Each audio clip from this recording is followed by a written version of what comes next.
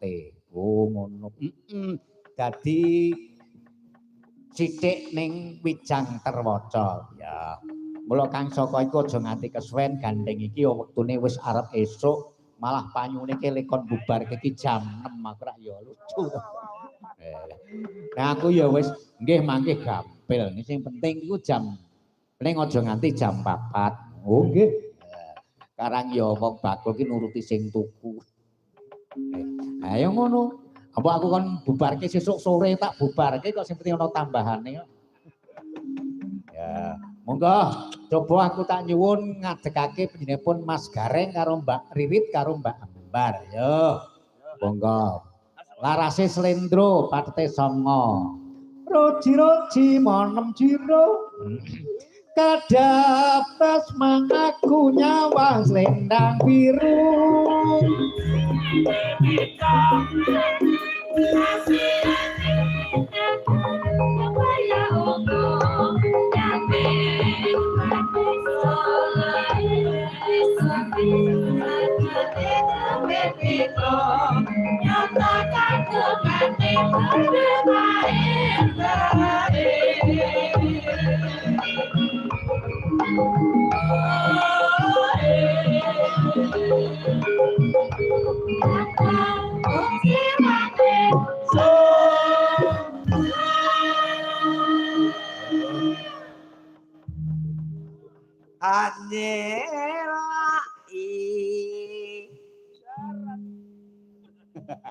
Apa? Janji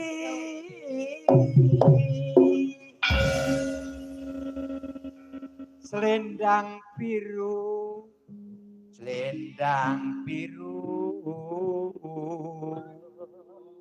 wedang geti. Among ngenai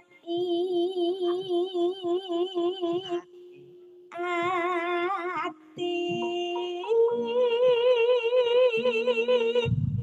Ambar Nora Modirut naratakan beten setiamu Yo, cayo. selendang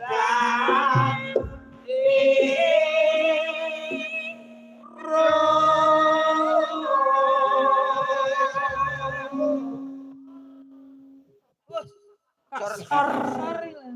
Aku yang kuno sor kowe nyauri. Piye? Ajang. Ah? Ajang. Ajang ya apa? Kajang. Kajang. Sor kajang awake dhewe iki nyambut gane sor kajang. Ajan iki mau ngajari para pemuda. Anu, Diajari apa bolo?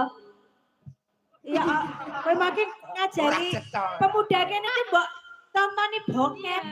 Aja ya Allah. Kowe bintang tamu larang-larang kok merusak pemuda kene iki terus piye to, Kang? Aku ngrangkul pemuda kuwi.